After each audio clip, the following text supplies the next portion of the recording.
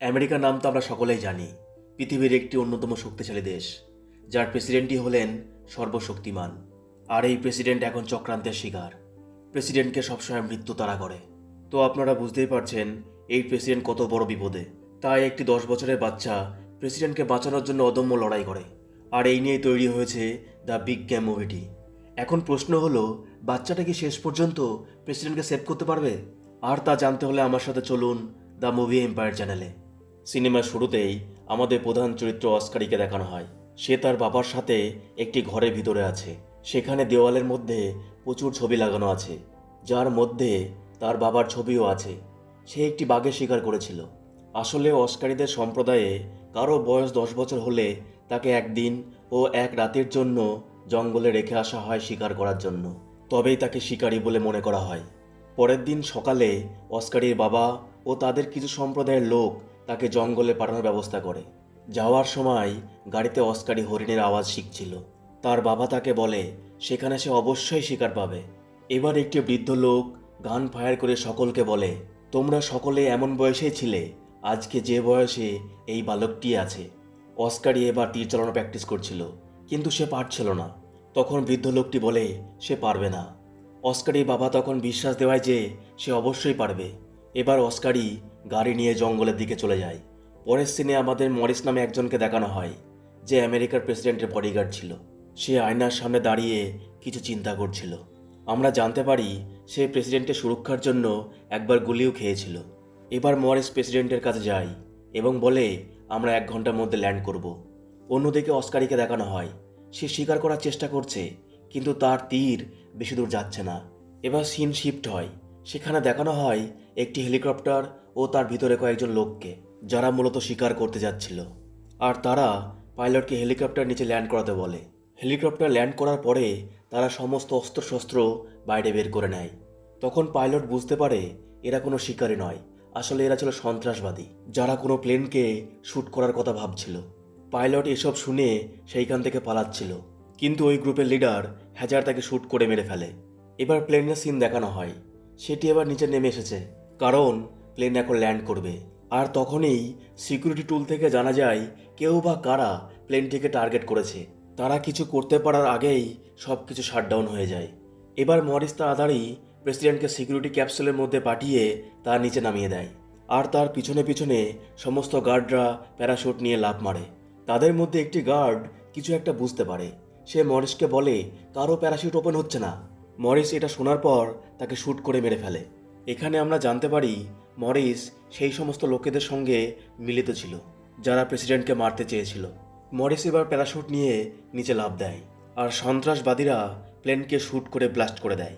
নিচে অস্কারই জঙ্গলের মধ্যে ছিল, আর তার মাথার উপর দিয়ে সেই ক্র্যাশ হওয়া প্লেনটি যায়। এর ফলে সে একটু আহত হয়। এর জাস্ট কয়েক সেকেন্ড পরে প্রেসিডেন্টের ক্যাপসুলটিও সেখানে চলে আসে। অপরদিকে ওয়াশিংটনের হেডকোয়ার্টারে খবর চলে যায় প্রেসিডেন্টের সিকিউরিটির উপর বিপদ আছে।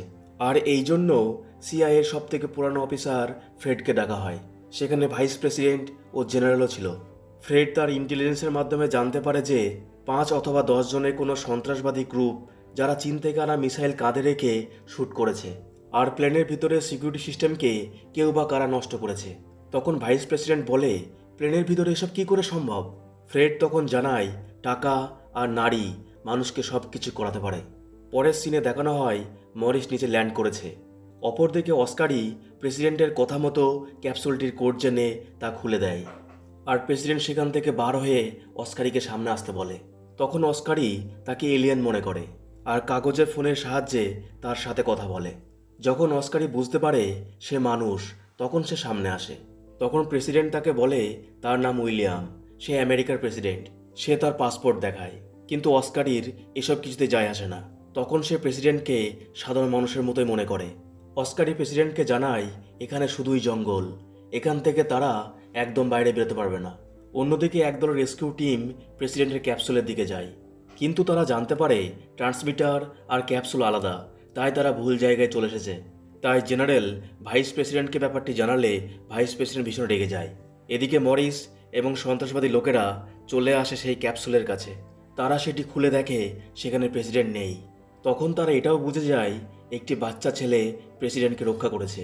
এবার অস্কারই প্রেসিডেন্টকে বড় বড় ডায়লগ দেয়। সে খুব বড় শিকারী, সে একটা ভাল্লুক মেরেছে, এই সব কিছু। কিন্তু প্রেসিডেন্ট তার কথা বিশ্বাস করে না। তখন প্রেসিডেন্ট তাকে বলে, আমাকে শহরের দিকে নিয়ে চলো। এই কথা শুনে অস্কারই বলে তারা এখন কোথাও যেতে পারবে না, কারণ এখানে চারিদিকে শুধুই জঙ্গল। তাই অস্কারই তার গাড়িতে উঠে পড়ে শিকারের উদ্দেশ্যে। আর এক প্রকার বাধ্য হয়ে প্রেসিডেন্ট তার পিছন নেয়। এবার সেই সন্ত্রাসবাদী ও মরিসের মধ্যে কিছু নিয়ে ঝামেলা হয়ে যায়, আর তাদের মধ্যে দুজনকে মরিস শ্যুট করে। মরিস বলে সে প্রেসিডেন্টকে ঠিক সময় মতো তাদের হাতে তুলে দেবে, আর তার বিনিময়ে ঠিক সময় মতো যেন টাকা দিয়ে দেওয়া হয়। এদিকে অস্কারই তার ম্যাপে সেই ক্রস চিহ্নতে চলে আসে। সেখানে তারা তাঁবু টাঙায় এবং অনেক ঠান্ডার জন্য তারা আগুনও জ্বালায়, আর দুজনে কথাবার্তা শুরু করে। অস্কারই তাকে জানায় লোকে ভাবে সে কিছুই পারবে না। প্রেসিডেন্ট বলে, তুমি অবশ্যই পারবে, শুধু নিজের টার্গেটটা ঠিক করো। পরের দিন সকালে অস্কারই হরিণের আওয়াজ করে হরিণ শিকার করার জন্য, আর তাতে প্রেসিডেন্টের ঘুম ভেঙে যায়। অস্কারই কিছু দূরে একটি ফ্রিজার বক্স দেখতে পায় ও একটি চিঠিও দেখতে পায়। অস্কারই তখন দেখে তার মধ্যে একটি মৃত হরিণ এবং তার বাবার লেখা চিঠি, যেটা দেখে সে খুব ভেঙে পড়ে, কারণ তার বাবাও তার উপর ভরসা করতো না। তাই সে হরিণটি অস্কারের জন্য রেখে গেছে। এবার প্রেসিডেন্ট তার বডিগার্ডদের মৃতদেহ দেখতে পায়, যাদের প্যারাশুট কেউ একজন লক করে রেখেছিল। হঠাৎ প্রেসিডেন্ট মরিসকে সেই সন্ত্রাসবাদীদের সাথে দেখে ফেলে এবং তাড়াতাড়ি অস্কারিকে সেখান থেকে পালিয়ে যেতে বলে, কিন্তু মরিস সেখানে চলে আসে। অস্কারই তাকে দেখে তীর চালাতে থাকে। প্রেসিডেন্ট তখন একটি বন্দুক দিয়ে শ্যুট করতে চাইলে তা চলে না। তখন মরিস সেটা কেড়ে নেয়, আর এইসব দৃশ্য স্যাটেলাইটের মাধ্যমে হেডকোয়ার্টারে সকলে দেখছিল। এবার সেখানে হেলিকপ্টার চলে আসে। সন্ত্রাসবাদীরা সকলে প্রেসিডেন্টের সাথে ছবি তুলতে আরম্ভ করে, যাতে তারা পৃথিবীর সকল মানুষকে দেখাতে পারে।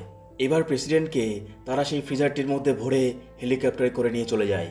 এদিকে অস্কারের সাথে প্রেসিডেন্টের এক বন্ধুত্বপূর্ণ সম্পর্ক তৈরি হয়েছিল, তাই সে ঠিক করে সে প্রেসিডেন্টকে রক্ষা করবে। তখন অস্কারই একটি পাহাড়ের উপর থেকে ফ্রিজারের উপর লাফ দেয়, নিজের প্রাণে তোয়াক্কা না করে। মরিস তখন হেলিকপ্টার নিচ দিয়ে ওড়ানোর কথা বলে। ওদিকে অস্কারই গাছ থাকার জন্য নিচে পড়ে যায়, কিন্তু সে হাল ছাড়ে না। তখন সে গাছে উঠে ফ্রিজারের উপর ওঠার চেষ্টা করে। ওদিকে সন্ত্রাসবাদীরা গুলি চালাচ্ছিল, তাই অস্কারই কোনো রকমে ফ্রিজারের ভিতরে প্রবেশ করে। তখন ফ্রিজার বক্সটি গাছের ডালে ধাক্কা খেয়ে নিচে পড়ে যায় এবং সেটি ঝর্ণা স্রোতের মাধ্যমে একটি ঝিলে পৌঁছে যায়। সেখানে প্রেসিডেন্ট প্লেনটিকে দেখতে পায়, যেটি ভেঙে পড়েছিল। আর এইসব ঘটনা হেডকোয়ার্টারে জেনারেল দেখছিল। তখন তারা নেভি ডিপার্টমেন্টকে খবর দেয়, যাতে তারা প্রেসিডেন্টকে বাঁচিয়ে নেয়। এদিকে হেডকোয়ার্টারে দেখা যায় ফ্রেড কাকে যেন লুকিয়ে ফোনে মেসেজ করছে, আর সেটি ভাইস প্রেসিডেন্ট দেখে ফেলে। এবার হ্যাজারের কাছে একটি মেসেজ আসে, তুমি এখনই প্রেসিডেন্টকে মেরে ফেলো। অন্যদিকে অস্কারই এবং প্রেসিডেন্ট বাঁচার জন্য প্লেনের মধ্যে প্রবেশ করে। এর কিছুক্ষণ পর সেখানে একটি বোম ব্লাস্ট হয়, আর এর ফলে অস্কারই অজ্ঞান হয়ে যায়। এবার সেখানে হ্যাজার প্রবেশ করে একটি বোম সাথে করে। সেই বোমটিকে সে অন করে দেয়। এদিকে আবার মরিসের অ্যাকাউন্টে টাকা ট্রান্সফার হয়ে যায়, তাই সে হ্যাজারকে ধোকা দেওয়ার কথা ভাবে। এবার সে কপ্টারে দড়ি কেটে দেয়, তাই হ্যাজার প্লেনের ভিতরে থেকে যায়। তখন সে পালানোর বদলে প্রেসিডেন্টকে মারতে আরম্ভ করে। সে প্রেসিডেন্টকে প্রায় মেরেই ফেলছিল। অস্কারই তখন আগুন নেভানোর যন্ত্র দিয়ে হ্যাজারকে মারে, আর এইসব করতে করতে হ্যাজারের হাতে বন্দুক চলে আসে। সে তখন শ্যুট করতে থাকে, কিন্তু ফায়ার হয় না। তখন প্রেসিডেন্ট তাকে মেরে বন্দুকটি নিয়ে নেয় আর বলে আগে লোড করতে হয়। এবার প্রেসিডেন্ট হ্যাজারকে শ্যুট করে মেরে ফেলে। এদিকে বোমা ফাটার সময় হয়ে আসছে। প্রেসিডেন্ট তখন বুদ্ধি করে পাইলটের সিটে গিয়ে ইমার্জেন্সি এক্সিটের দরজা খুলে দেয়। এর ফলে তারা তাড়াতাড়ি বাইরে বেরিয়ে আসে, কিন্তু মরিস তখনও তাদের শ্যুট করতে থাকে। এবার অস্কারই সিদ্ধান্ত নেয় সে মরিসকে তীর দিয়ে মেরে ফেলবে। তাই সে মরিসকে লক্ষ্য করে তীর ছুঁড়তে থাকে। তীর সরাসরি মরিসের বুকে লাগে, তাতে সে খুব আঘাত পায় এবং হেলিকপ্টার থেকে নিচে পড়ে যায়। কিন্তু পড়ে যাওয়ার আগে সে তার হেলিকপ্টারে শ্যুট করে। এদিকে সেই বোমাটি খুব সাউন্ড করে ফেটে যায়। হেডকোয়ার্টারে সকলে ভাবে এই ব্লাস্টে প্রেসিডেন্ট হয়তো মারা গেছে। তখন ফ্রেড ভাইস প্রেসিডেন্টকে প্রেসিডেন্ট হওয়ার কথা বলে। এদিকে অস্কারিকে খোঁজার জন্য তার বাবা ও সেই বৃদ্ধ লোকটি জঙ্গলে যায়, কিন্তু সেখানে বোমা ব্লাস্ট হওয়ার কারণে তাদের গাড়িতেও জল ও মাছ এসে পড়ে। তারা এসব কিছুই বুঝে উঠতে পারে না। এবার সেখানে নেভি সিল টিম পৌঁছে গেছে প্রেসিডেন্টকে বাঁচানোর জন্য। তখন আমরা সকলে দেখতে পাই অস্কারি এবং প্রেসিডেন্ট প্যারাশুটে করে ল্যান্ড করছে। অস্কারির বাবা যখন দেখতে পায় তার ছেলে আমেরিকার প্রেসিডেন্টের প্রাণ বাঁচিয়েছে, তখন গর্বে তার বুক চওড়া হয়ে যায়। এরপর সেখানে সকলে একটি ছবি তোলে অস্কারীয় প্রেসিডেন্টের। এবার আমাদের হেডকোয়ার্টারকে দেখানো হয়। সেখানে সবাই জানতে পারে প্রেসিডেন্ট এখনো বেঁচে আছে। আর এটা দেখে ফ্রেড ওয়াশরুমে যায়। এদিকে তার পিছন পিছন ভাইস প্রেসিডেন্টও চলে আসে। এবার আমরা জানতে পারি শুধু মরিস একা নয়, ফ্রেড এবং ভাইস প্রেসিডেন্ট এই দুজনও এই চক্রান্তে জড়িত। তখন ভাইস প্রেসিডেন্ট বলে, আমরা কি আবার কোনো প্ল্যান করতে পারি? এই কথা শুনে ফ্রেড বলে, মরিস ও হ্যাজার মারা গেছে, আর আমাদের কিছুই করার নেই। আর এই বলে সে ভাইস প্রেসিডেন্টকে মেরে ফেলে। এটা যাতে দুর্ঘটনা মনে হয় তাই তার পায়ে ও মেঝেতে স্যানিটাইজার ঢেলে দেয়। এখানে আমরা জানতে পারি ফ্রেডি হলো আসল মাস্টার মাইন্ড, কিন্তু সেটা কেউ জানতেই পারে না।